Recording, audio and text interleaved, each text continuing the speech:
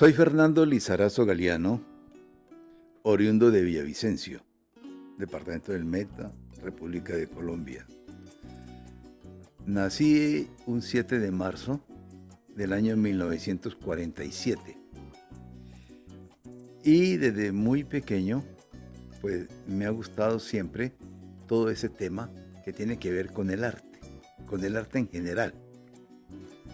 Pues tanto que yo recuerdo que en mis primeros años, en la infancia, cuando los niños de la edad mía le pedían al niño Dios en diciembre, pues regalos tradicionales, juguetes, carritos, pistolas, triciclos, etcétera, yo le pedía cuentos de aventuras, por ejemplo, de Llanero Solitario, de Walt Disney, de Dick Tracy y de Lorenzo, sí, por el estilo. Y así fui creciendo hasta de pronto creer o inclinarme por la pintura, sobre todo la pintura en acuarela y en carboncillo. En eso pues me destaqué a nivel de colegio y hasta me felicitaron más de una vez. Más adelante me las di, digamos así, de escritor de cuentos, de historias, y escribí algunas historias creadas por mí que fueron publicadas en El Espectador, en el diario El Espectador.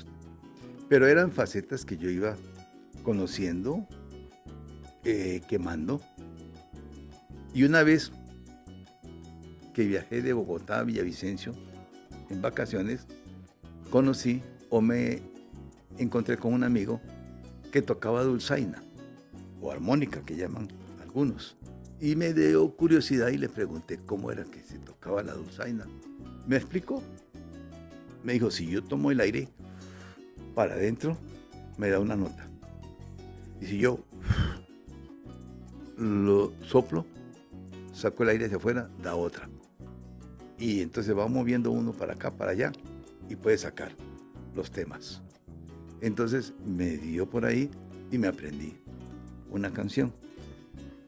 Cuando volví al colegio, en Bogotá, y saqué mi dulzaina, hice la canción que me había aprendido y saqué un 5, que en esa época era la máxima nota. Eso, caramba, pues me estimuló mucho porque recuperé la materia de literatura, que la tenía perdida, y me entusiasmé por el lado de la música, en virtud a ese episodio. Como esa materia era para todo el colegio, todo el bachillerato, no solamente para el curso mío, habían otros compañeros llaneros también, de diferentes partes del llano, como la Chapa, que era Casanare, y Arauca, estudiando allá mismo en otros cursos, y entonces vimos que la música podía ayudarnos a todos.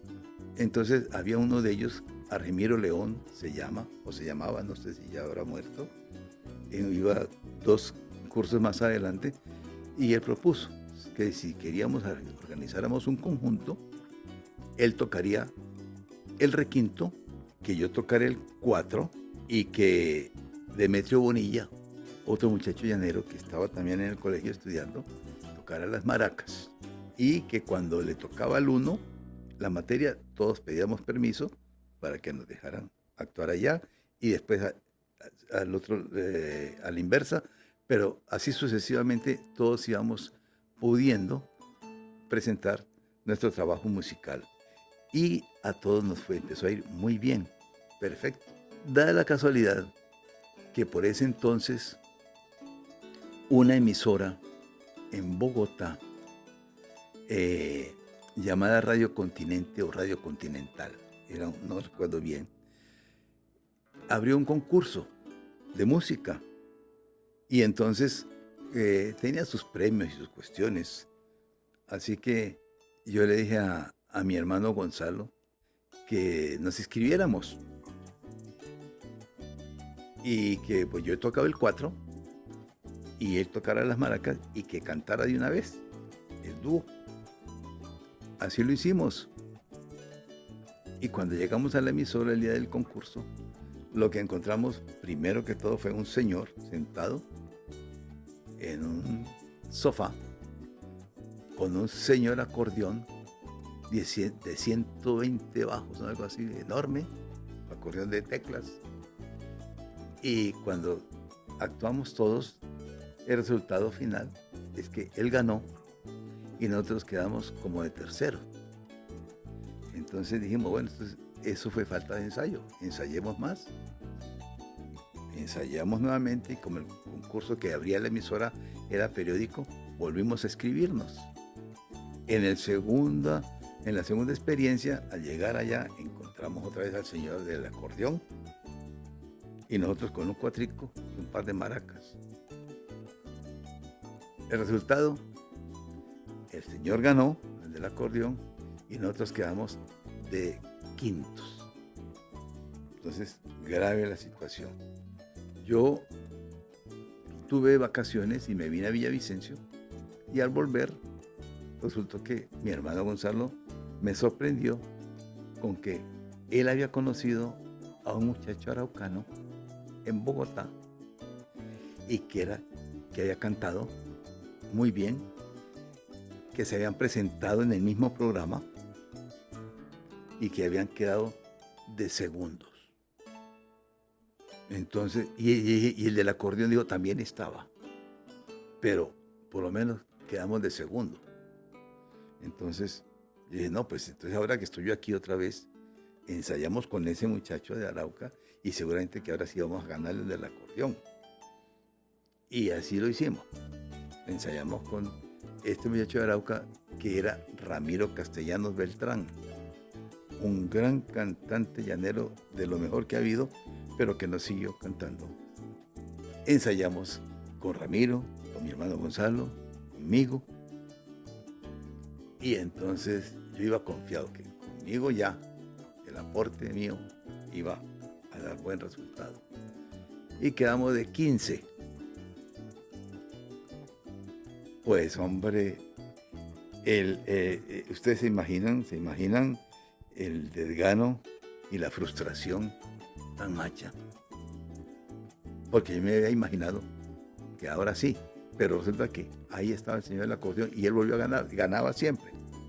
Entonces dijimos, mire, aquí lo que hay que hacer es ponerle a ese acordeón otro instrumento que le hable de tú a tú. Porque con este cuatro y las maracas no creo que se pueda. Y dijeron, sí, claro, eso es lo que toca hacer. Y como, ¿cuál sería? Dije, pues el arpa. No hay más. El arpa es es el instrumento que le puede enfrentar a un acordeón. Ah, bueno, pues entonces, dicho y hecho. ¿Y quién toca el arpa? Ahí está el detalle, porque nadie tocaba arpa.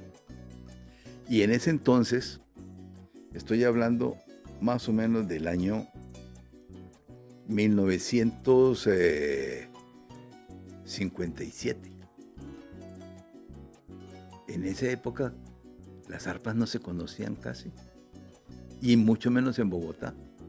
Si aquí en Villavicencio no habían arpas, en Bogotá menos. Entonces era un dilema.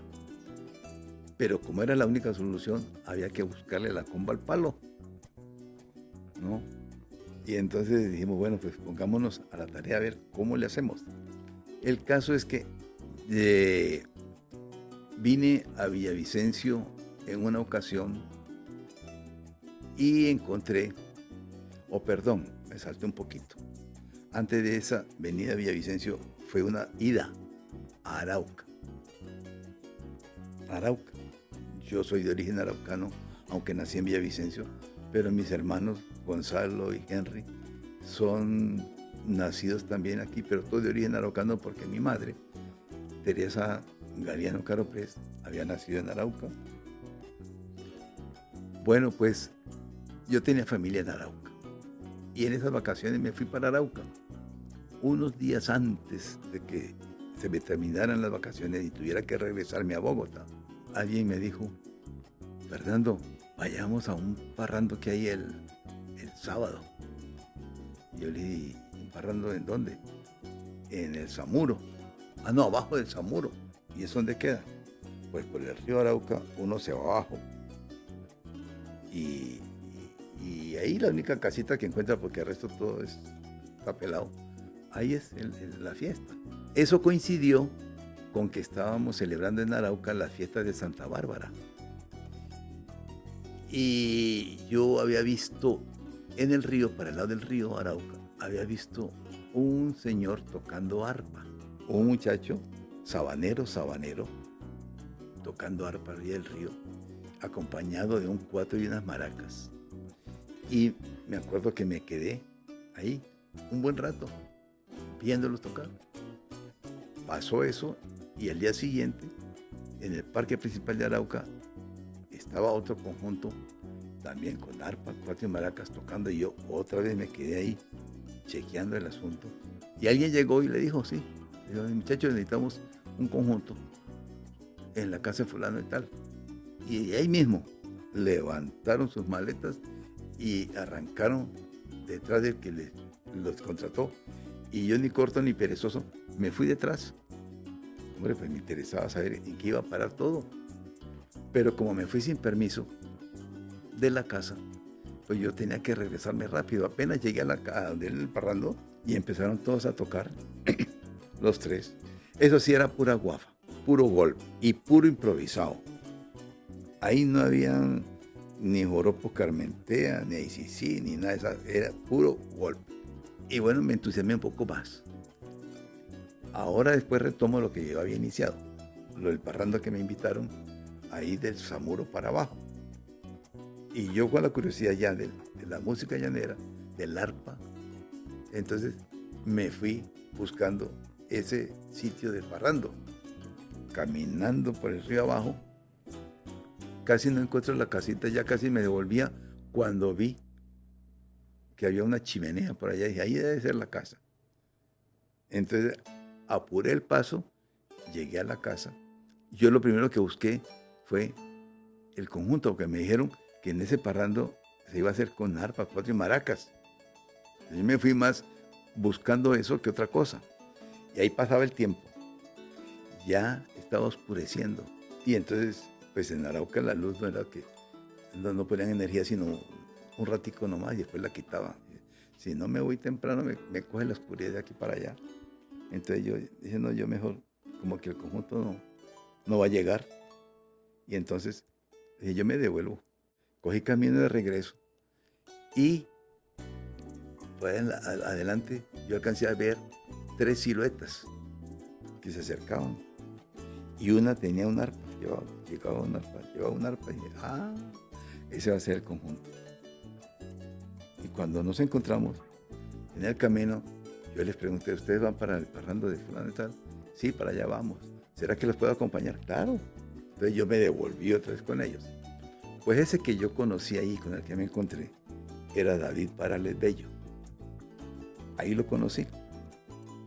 Me devolví entonces con ellos a la casa, al parrando. Y ahí mismo la gente se entusiasmó cuando yo el conjunto, claro. Y empezaron a tocar. Entonces le pregunté al arpista, o sea, a David, me le acerqué. Le dije, hola, hermano, ¿usted se sabe Carmentea? Pues claro, yo, neófito en la materia, yo hablaba de los joropitos que yo conocía. Y en ese tiempo se escuchaba, era Carmentea, y sí, Caminito Verde, el Negro José María, eran los joropos que se escuchaban. Entonces me dijo David, sí, yo sé Carmentea. Y le dije, ¿y lo puede tocar? Me dijo, no. ¿Y por qué? Yo, porque el arpa está en modo menor y Carmentea es en modo mayor. A mí era como si me hubieran hablado en un idioma extranjero. Yo no sabía de esa vaina nada, ni que era menor, ni que era mayor, ni nada. Yo sabía era que yo conocía el joropo Carmentea, nomás. Entonces, bueno. Y el hombre siguió tocando. A ratico yo, insistente, volví y me la arrimé. Dije, perdón, ¿usted sabe el joropo ICC. Me dijo, sí. ¿Y lo puede tocar? Me dijo, no. ¿Por qué no? Digo, porque es que el arpa está en modo menor y el ICC es en modo mayor.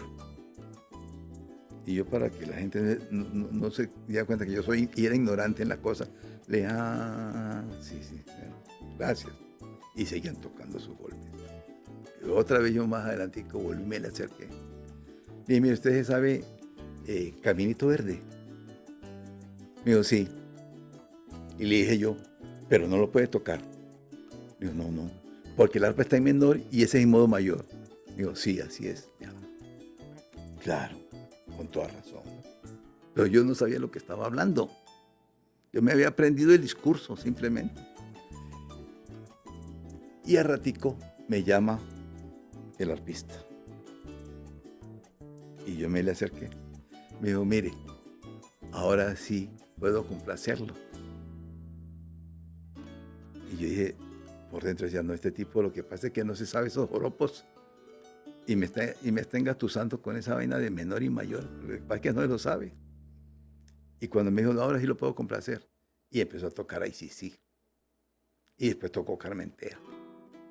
Y Caminito Verde, lo que yo había escuchado y lo que yo había pedido. Y yo por dentro dije, miércoles, sí se lo sabía. Entonces, tenía razón. Algo tiene que haber ahí, porque sí se lo sabía. Entonces, eso me entusiasmó más con el instrumento arpa. Y cuando ya, yo me quedé hasta que ellos se regresaron. Nos volvimos por el camino que habíamos venido y David vivía en el Samuro. Ahí le pregunté yo, David, ¿usted será que me puede dar alguna indicación de arpa? Me dijo, claro. Porque David, sinceramente hablando, de egoísta no tiene nada. Me dijo que sí. Me dijo, pero el problema es que yo me voy mañana para Bogotá, usted se queda aquí. Entonces me dijo, caramba, pues será cuando usted vuelva. Y así quedamos, nos despedimos y yo me fui para Bogotá de regreso. Ahí llegó la cosa, cuando después yo supe que Miguel Ángel Martín había creado una academia en Villavicencio, Academia de los Llanos, ahí en el barrio San Fernando, y que el maestro del arpa iba a ser David Parales. A mí me gustó la idea, pero de todas maneras yo tampoco estaba viviendo en Villavicencio, yo seguía viviendo en Bogotá, pero seguía con el entusiasmo del arpa. Resultó que a 2 cuadras y media de donde yo vivía en Bogotá, llegó a vivir un señor, Luis Ernesto Camargo, que ya murió, y que tocaba arpa, con una arpa llanera, pero tocaba música mexicana, trabajaba con un mariachi. Entonces yo me le hice amigo y me fui para allá. Él había arrendado una piecita en un inquilinato y ahí vivía con su señora, con sus hijos y con todo su equipaje. Y claro, vivían muy estrechos. Entonces yo le dije, Luis Ernesto, usted está un poquito estrecho aquí y tiene 2 arpas. Si quiere yo le guardo una. Y cuando usted la necesite, pues estamos viviendo a 2 cuadras y media, pues no hay problema. Me dice, él sabía lo que yo quería. Seguramente que sí. Y me dijo, sí, Fernando, no hay problema. Yo también no estoy usando las 2, estoy usando una. La otra la voy a prestar. Y él mismo me llevó el arpa. Y él llegó allá, me llevó el arpa, me la afinó, me la prestó y me dio las primeras indicaciones. Me dijo, esta es la octava, se coloca así la mano, la derecha, la izquierda, ta.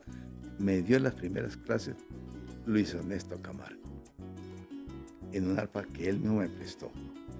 Y que iba y me la afinaba cada 3, 4 días, cuando él podía. Iba y me la afinaba, porque yo no sabía afinar ni nada de esas cosas. A él le debo yo ya el aterrizaje en el instrumento arpa. Y en esa arpa, y con esas indicaciones de él, yo me aprendí una de las canciones que siempre había yo recordado y conocía, que era Caminito Verde. Y con esa canción yo reuní otra vez a los muchachos del grupo. Entonces estaba yo con el arpa, Gonzalo, mi hermano, con el 4, Demetrio Bonilla con las maracas, y Ramiro Castellanos cantando. Llevámonos así, inscribámonos otra vez en Radio Continental a ver qué. Y así lo hicimos. El día del concurso, entrando a la emisora, lo primero que vemos allá sentado en el restaurante, el señor del acordeón. Pero ya él nos dio como con más respeto, ¿no? Con recelo. Vio que entramos con el arpa y eso la vio todo el tiempo. Y empezó la actuación. Resultado final, el primer puesto para nosotros. Ese fue un logro único, único. El primer triunfo que tenemos nosotros, musicalmente hablando, y el segundo lo cogió él. Pero nosotros ya habíamos alcanzado lo que siempre habíamos querido. Y entonces yo dije, bueno, con este triunfo, pues, ¿para qué ya no le echamos? Y así fue como logramos ese propósito, ese objetivo. Antes de todo esto, recuerdo que aquí en Villavicencio, cuando llegó David Parales a la academia, invitado por Miguel Ángel Martín, había música llanera, claro que sí, pero no con arpa, no con arpa. Habíamos dicho que la arpa no se conocía, realmente no. Y entonces, la única arpa que se vio aquí fue, digamos, con juicio, la de David Parales, al llegar el de Arauca. Pero simultáneamente hubo un muchacho que también tocó arpa aquí en el Meta y que él mismo hacía sus arpas porque tenía las manos muy grandes. Y entonces la regla, la octava del arpa, era muy pequeña para las manos de él. Entonces él construía sus arpas, ¿no? El nombre de él era José Garzón. José Garzón había nacido en Restrepo y alcanzó a tocar con Miguel Ángel Martín antes de que llegara David en algunas ocasiones, pero muy pronto viajó a Chile o Argentina, no sé, uno de esos dos países, seguramente buscando un mejor futuro. Viajó y el arpa que había aquí se acabó, porque él era el único arpista en el Meta. Llegó David porque Miguel Ángel, al ver que este muchacho se había ido, aunque lo había acompañado ya en algunas presentaciones a Miguel Ángel, ya le hizo falta arpa a Miguel Ángel. Entonces fue cuando habló en Arauca para traer a David. Llegó David acá y entonces la primera arpa que hubo aquí en Villavo en ese entonces fue la de David. Y el primer luthier que construyó un arpa aquí en Villavicencio se llamaba Miguel Molina, que era un músico también, pero un músico curioso por fabricar instrumentos. Miguelito Molina le decíamos con cariño. Él tocaba la guitarra y construyó la primera arpa. Yo recuerdo que como él no tenía taller ni maquinaria, alquiló un taller por raticos. En este momento ahí funciona una oficina de Avianca, arriba de la alcaldía, una cuadra arriba de la alcaldía. Ahí había un taller y Miguelito alquiló ese taller para hacer esa arpa. Y esa arpa la hizo, me acuerdo, de color negro. Pero fue la primera arpa que se construyó aquí y fue el primer luthier que hizo un arpa. De lo contrario, aquí la música llanera que se oía era con requinto, guitarra y maracas. Y en ese entonces los exponentes de nuestra música con esos instrumentos eran los auténticos. Entonces yo venía de Bogotá cuando salía a vacaciones y yo aterrizaba no en la casa de mis abuelos ni de mis tíos, sino en el bar Los Auténticos. Allá es donde yo aterrizaba. Y entonces ya me conocían y sabían que yo llegaba allá. Y entonces me dedicaban los joropitos con ellos y yo era feliz escuchándolos a ellos tocar a varias voces. Estaba Dagoberto, que le decíamos el zurdo, Mesita, un muchacho que tocaba la guitarra marcante, y Eustacio Rosso, que hacía las maracas y cantaba con muy buena voz. Los hijos de Eustacio, pues resultaron cantantes también. Ese era el trío de moda. Y, y ellos me hicieron querer todavía más lo que era la música nuestra, pero con guitarras. Poco a poco entonces empezó a posesionar el arpa aquí en Villavicencio. Y entonces vino un luthier que construyó buenos instrumentos ahí por el lado de Bomberos hacia abajo. Pero a él se le debe que el arpa se haya extendido más porque las fabricaba. Y también se inventó otro instrumento que fabricó ahí en el taller de él. Y bueno, ahí nos la pasábamos también, los que éramos querendones de nuestra música. Yo seguí practicando por mi lado en Bogotá y a la par de las enseñanzas que recibía de este amigo que les mencionaba que me prestó el arpa. Y hasta Luis Ariel una vez llegó a vivir a media cuadra de donde vivía yo. Hombre, pues para mí eso era un acontecimiento, porque Luis Ariel Rey, en ese tiempo, pues, imagínense ustedes, era el chacho, era la figura que teníamos de la música llanera, Luis Ariel Rey y sus llaneros, a media cuadra, llegó a vivir ahí. Y también tenía su grupo con requinto, no con arpa. El requintista de Luis Ariel era Arcesio Giraldo. El caso es que llegó a vivir él ahí y desde luego para mí era como un imán. Allá fui a dar yo. Pero él no tenía arpista. Una vez consiguió un arpista en Venezuela y se lo trajo para allá, para Bogotá. Un arpista que se llamaba Alfredo Armas. Y él tenía una arpa muy bonita. Yo vi esa arpa y no me aguanté las ganas de tocarle las cuerdas sin saber yo tocar. De todas maneras, todavía no. Y estando en esa llegó Alfredo. Entonces me vio, se molestó mucho. Yo ahora lo entiendo, porque a mí tampoco me gusta que me toquen los instrumentos. Pero yo en ese momento yo no le encontraba pues, motivo de molestia. Y a los 3 o 4 días que yo volví, me le arrimé al arpa también, otra vez, al arpa de él. Él no estaba y la encontré desafinada.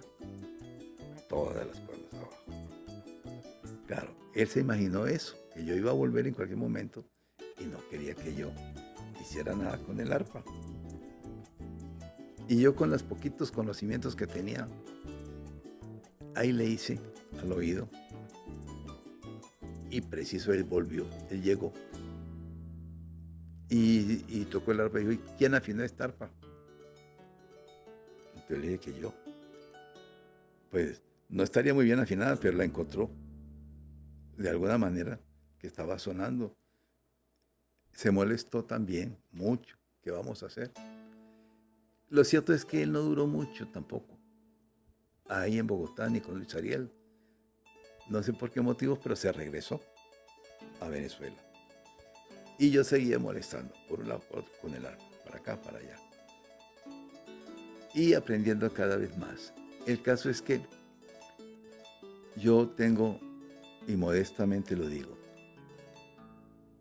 la satisfacción tan grande de ser el primer arpista villavicense que existe.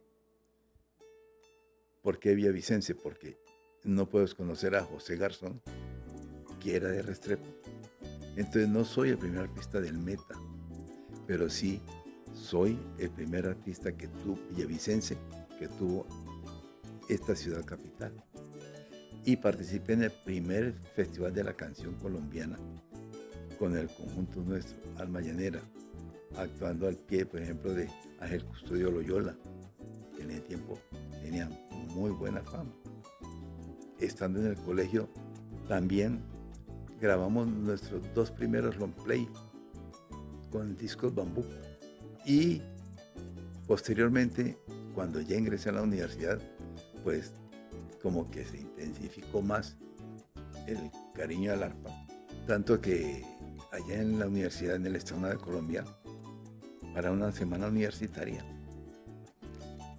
se organizaron colonias. Y obviamente la colonia llanera. Pero la colonia llanera era la más pequeña de todas. A mí me nombraron dizque presidente de la colonia llanera y elegimos nuestra candidata llanera. Todos tenemos que ser llaneros, ¿no? Y entonces con la música dijimos, pues, hagamos música, a ver si no le ganamos a esa gente. Y entonces yo llevaba mi conjunto allá con Demetrio Bonilla en la maraca, con mi hermano Gonzalo en el cuatro, o con Argemiro Méndez, y el conjunto allá en el Estado de Colombia, pues presentó varias actuaciones, pero a la final nosotros ganamos la competencia total de colonias y coronamos nuestra reina como reina de la Universidad Externado de Colombia. Y después vino una competencia entre reinas de universidades. Entonces, nuestra reina, Gladys Yolanda Ardila Pavón, ella me dijo, Fernando, me invitaron a un programa de televisión para entrevistarme como reina de la universidad. Me gustaría que usted llevara el conjunto. En ese tiempo la televisión era en blanco y negro y en vivo y en directo. Entonces, claro, allá fuimos. La entrevistaron, ella habló. Y entonces dijo, y traigo el conjunto de la universidad para dedicarles unos temitas.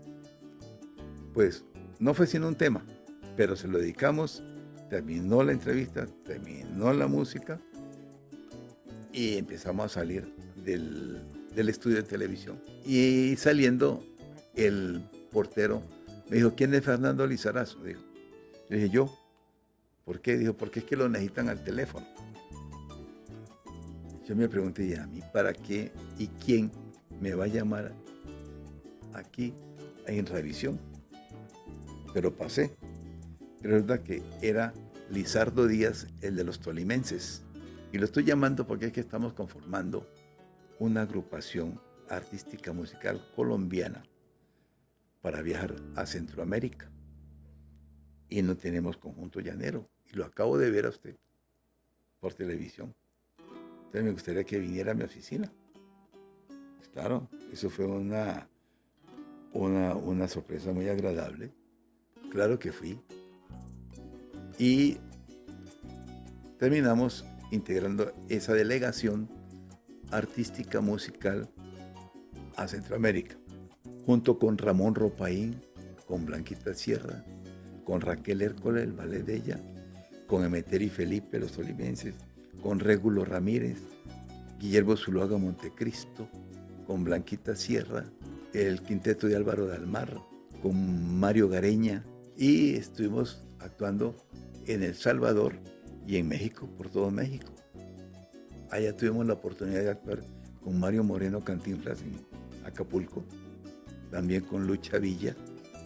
Para nosotros fue increíble porque fue la primera vez que salíamos del país. Así empezó nuestra vida artística y el cariño mío por el arpa. Cada vez me fui especializando un poquito más. La primera arpa que yo tuve fue una arpa muy criolla, pero muy criolla, que David había traído de Arauca. Nada pulida, no estaba pintada. Las patas eran 2 pedazos de palo de escoba, partidos así a la brava, y las clavijas eran de palo, que con cualquier golpecito se devolvían y el arpa quedaba desafinada. Yo nunca la pude tocar, pero para mí era una joya.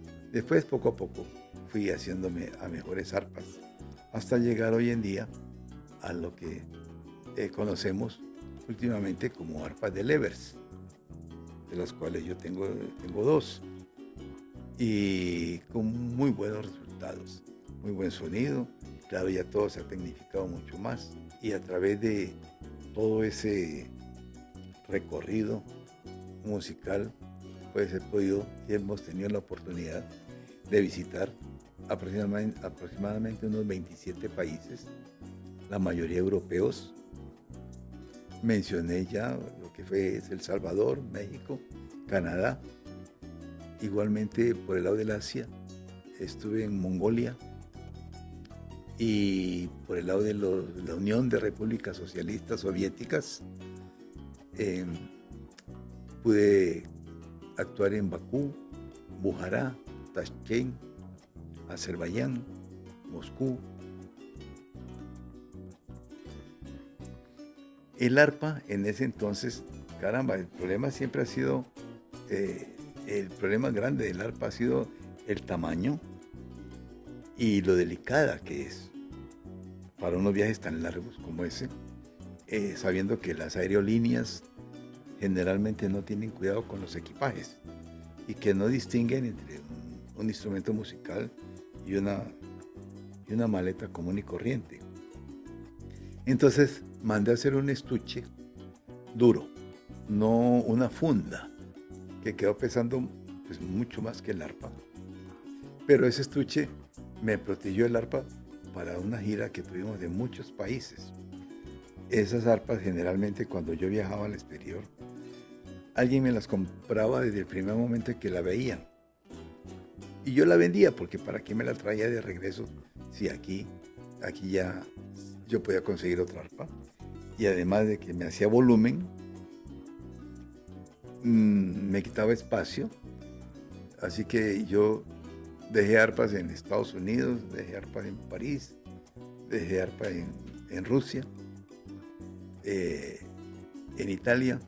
En general, los viajes fueron muy satisfactorios. La gente lo recibía con mucho agrado. Especialmente, pues, la gente, digamos, latina, que se identificaba, de pronto no tanto con la música nuestra, aunque gustaba bastante, pero sí con el hecho de que éramos latinos también y que estábamos actuando allá en un país lejano, ¿no? Hubo experiencias de toda clase, les puedo contar alguna. Por ejemplo, alguna vez actuamos en un gran teatro en Moscú, y yo llegué ese día al teatro, me encerré en el camerino y me puse pues a escribir. Entonces, cuando escuché el primer timbre, dejé de escribir, me arreglé, afiné el arpa y esperé el segundo timbre. Sonó y me fui al escenario con el arpa, el telón cerrado y una silla donde yo me sentaba para interpretar el arpa. Sonó el tercer timbre y entonces empezó a abrirse el telón. Fue un foco del seguidor o perseguidor que me lo pusieron en la cara y yo quedé viendo estrellas. Yo veía, allá todo estaba oscuro con el público, y lo único que yo veía era el foco que me estaba encandilando. Empecé a tocar. Hice mi primera interpretación y no se escuchó nada. Entonces hice la segunda interpretación. Terminé. Silencio. Bueno, finalmente dije, pues yo vengo no a mirar a la gente, vengo a tocar. Voy a seguir. Seguí hasta que terminé mi actuación. Cuando terminé mi actuación y encandilado, entonces ya me paré para coger el instrumento y retirarme. Y en esas prendieron las luces ya del público y el teatro estaba repleto, no le cabía un alma. Estaban hasta en los pasillos sentada la gente y ahí se pusieron de pie a aplaudir. Yo quedé desconcertado, cogí el arpa y me entré y seguía la gente aplaudiendo. Entonces alguien de ahí del teatro me dijo, maestro, tiene que salir otra vez. Pero ya toqué. Sí, pero es que la gente lo está llamando con los aplausos y no van a dejar de aplaudir hasta que usted no salga otra vez. Cuando yo salí, la gente empezó ya a calmar los aplausos y a sentarse, porque ahí estaban aplaudiendo de pie, empezaron a sentarse. Entonces, ¿qué me tocó hacer? Volver a tocar. Y así hice como 2 o 3 intervenciones más. Cuando ya volví a pararme, volvieron otra vez a aplaudir, se pusieron de pie a aplaudir y me entré, pero ya en esa ocasión ya se calmaron. Entonces me dijeron, no, lo que pasa es una cosa, que aquí la gente es tan respetuosa que no se oye nada mientras estén en pleno concierto y no aplauden entre una obra y otra porque no quieren que de pronto el artista inicie la siguiente interpretación y no la escuche por estar aplaudiendo. Yo dije, pues tienen razón, eso sí, eso tienen razón, ya entendí.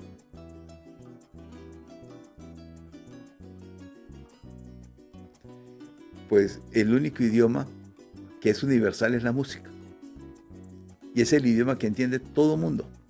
Entonces generalmente se lleva un repertorio instrumental, de música instrumental, temas que agraden al oído de la gente. Temas como, por ejemplo, Concierto en la Llanura, Tempestad en el Palmar, Sinfonía en el Palmar. Y la gente lo recibe muy bien. Porque el arpa en el exterior es un instrumento casi que digamos, celestial.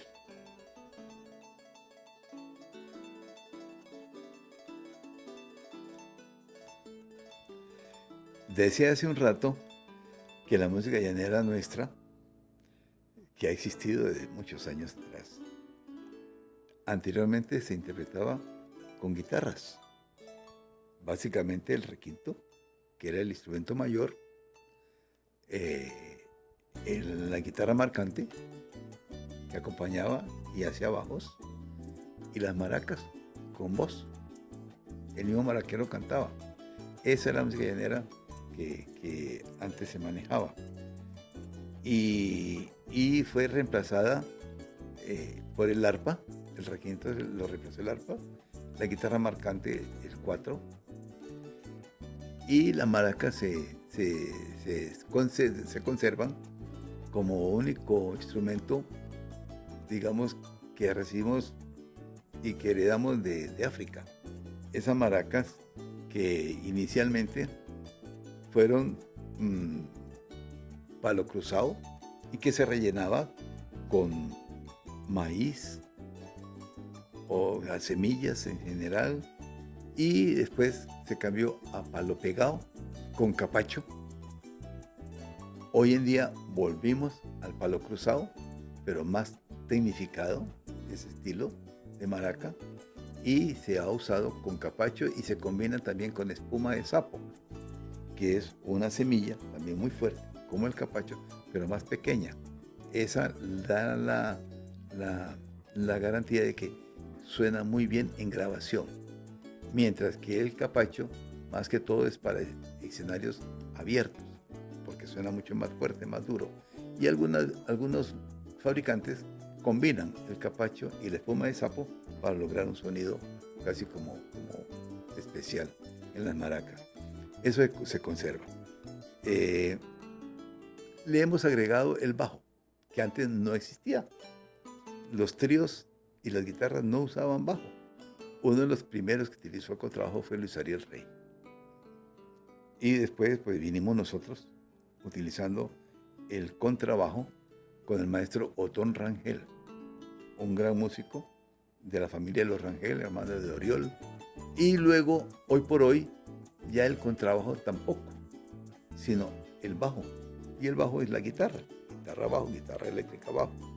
Pero digamos que es un instrumento adoptivo, se adoptó para poder competir a gran escala con las orquestas y los grupos musicales de hoy en día internacionales, que han tecnificado todos sus instrumentos y sus interpretaciones.